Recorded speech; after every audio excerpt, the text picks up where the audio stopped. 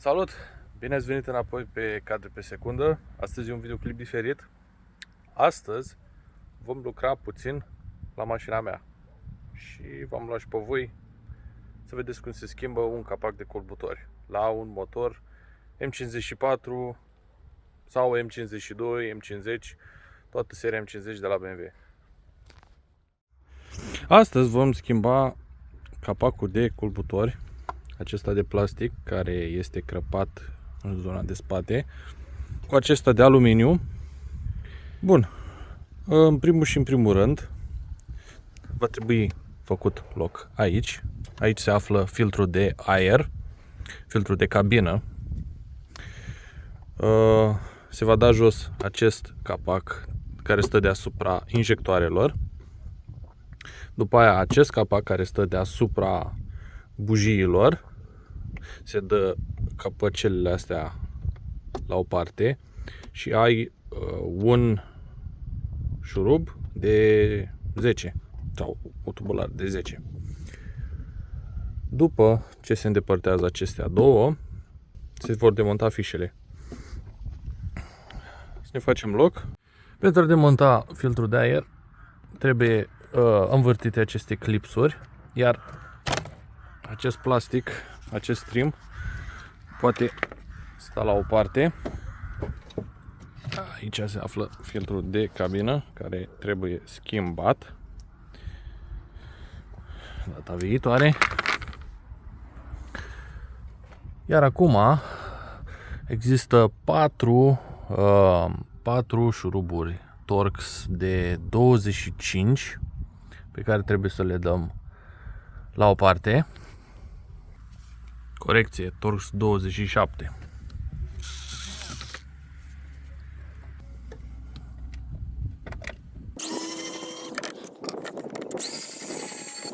Mai are baterie. Micunealta.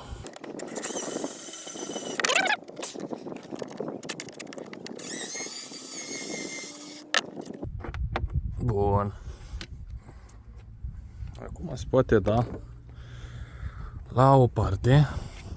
Nu uitați să dați jos firul de împământare de aici, care traversează de la fișe la computerul de bord.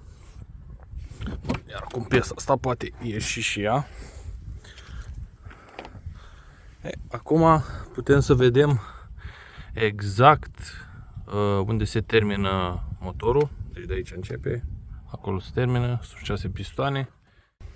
Ok, deci pe partea stângă sunt șaibe de 10, nu le pierdeți, sunt foarte importante.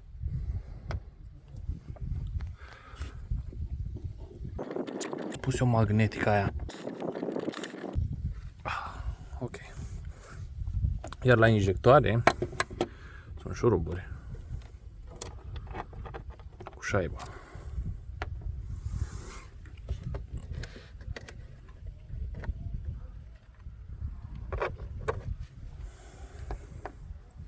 Ok, iar acum putem da jos acest cover. Dusty. Iar acum ulei castrol. Capacul ăsta cam trebuie schimbat. Dacă nu e galben pe interior, e ok. Sunt depuneri. Iar se apucă de pe o parte și este foarte ce-a căzut. Ok. O fi căzut ceva. Iar acum putem vedea unde curge. Deci se pare că are o transpirație pe partea stângă, cum am spus și mai devreme. Acum pasul este următor, este să scoatem bateria, pentru că lucrăm cu componente electrice. Vom da jos o împământare, două, și mai este una în spate. Aici în spate. După ce deconectăm bateria, conexiunea la pământ. După aia se pot da jos toate fișele. După ce dăm jos fișele, putem desface din spre mijloc spre în exterior. Plus va trebui dat jos acest furtun de la sistemul PCV. Punem garniturile, să le transferăm, pentru că această garnitură are 4 luni de zile, iar capacul este ovalizat și nu mai ține. Ținem cont că ștanțat original din 2001, cât să mai ducă și săracul. Până și un tânăr de 24 de ani îl mai doare spatele din când în când.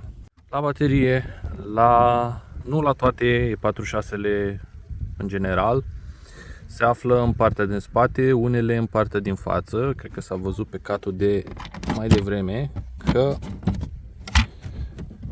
am un spațiu liber pe partea pasagerului.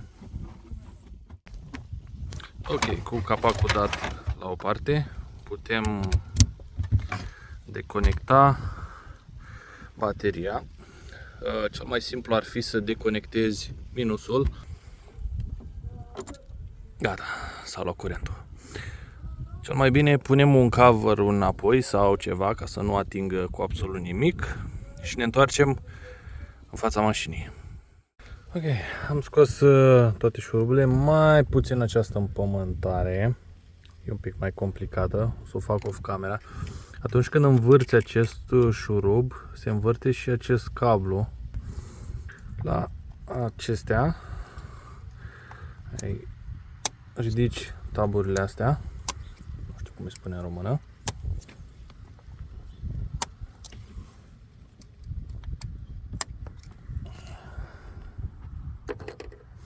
Iar acum, teoretic, trebuie doar trase din partea aceasta. Iar acum pot scoate, se putea și mai bine pentru 24 de ani.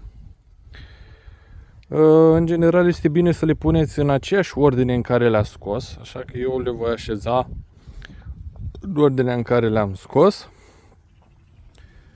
Iar după aia urmează șuruburile de pe margine. Ok, am scos și șuruburile, și fișele, și împământarea de aici. Un lucru important de ținut minte este că nu toate au aceeași lungime.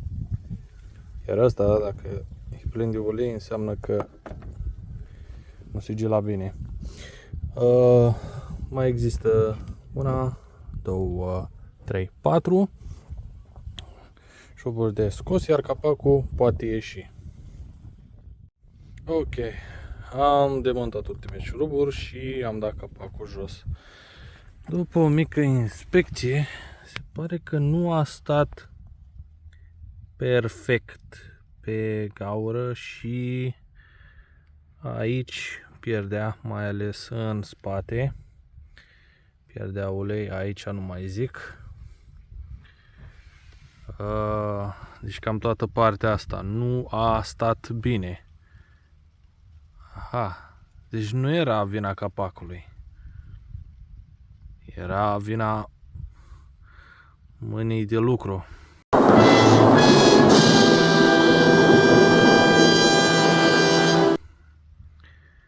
Așa e cum unii mecanici.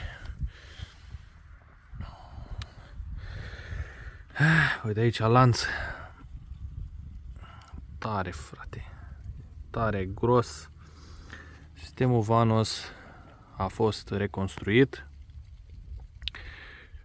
Iar când se pune garnitura la loc, nu uitați întotdeauna unde sunt semilunele, puneți sealer. Așa recomandă BMW. Nu ascultați de mecanici care spun că dacă puneți garnitură nouă, gata, nu curge, nu nimic. Puneți sealer. Ușor cu un deget în jurul semilunei. Acum va trebui să curăț marginile, să pregătesc capacul nou și ne vedem la partea de asamblare. Nu uitați, aici pe mijloc aveți 4 șuruburi. Eu l-am scos pe cel din spate, nu știu de ce. Acestea pot rămâne pe poziție. La fel și în cazul ăsta. Trebuie rămase pe poziție. Culoarea nu e cea mai grozavă, dar pentru 24 de ani este ok. Revenim pe partea de instalare. Am pus rain seal pe semilune în față și în spate. Am pus garniturile pe capacul de aluminiu. Nu prea îmi place cum să potrivesc ele aici. Poate capacul, poate garnitura, dar mai am una de rezervă. Asta încă este în stare bună. Iar peste o lună sau două, dacă observ că iarăși începe să mănânce ulei, să piardă ulei pe undeva, voi schimba din nou garnitura. Ok, capacul este pus pe poziție. Acum, the torque speculation, în Real OEM probabil va scrie, dar în general se face în formă de X pentru a pune presiune constantă pe fiecare parte a garniturii. Printre ultimele șuruburi de strâns și în spate, ăsta care a fost cel mai greu.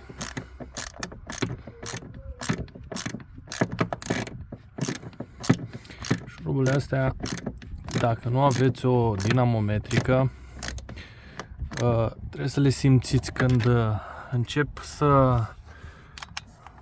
să fie să pui o forță destul de mare ca să le strângi. Cam ăla ar fi momentul să te oprești. Deci se poate vedea că sigilează destul de ok. Aici a curs, se vede destul de greu, a curs pe alternator foarte mult ulei. Săracul, la vară vedem cum îi mai facem. Acum voi curăța cablurile de la senzorul de oxigen. Voi pune aici și în spate cablurile de masă și trebuie curățate puțin cu șmirghel la contacte. Ok, am pus fișele înapoi, mai am de strâns șuruburile, am pus masele aici un pic, doar o idee de șters, iar după aia cover-urile de beauty cover-urile și filtrul de cabină pot intra în locul lor. Toate firele conectate, bateria este, avem lumini.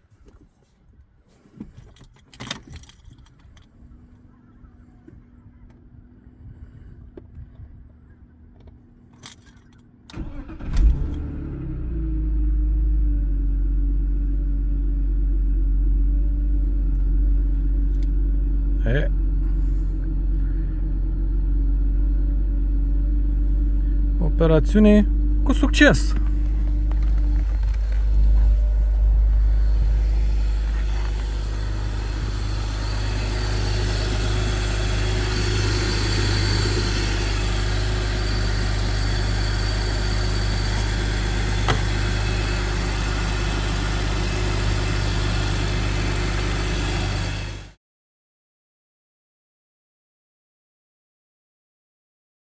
Salutare! Au trecut 3 săptămâni de la clipurile filmate anterior, sau 15 minute pentru voi. Mașina se comportă excelent, nu mai are pierderi de ulei în jurul capacului de culbutori, iar pe tester a avut o singură eroare legată de baterie, că a fost deconectată. iar după ștergere nu a mai apărut. Dacă există interes pentru content auto, lăsați în comentarii ce ați dori să fac, deși după posibilități. Iar limbajul lemnos în videoclip se datorează faptului că aveam destul de multe emoții să vorbesc practic de unul singur sau vorbim cu mașina. Cu asta fiind spuse, cinste vouă!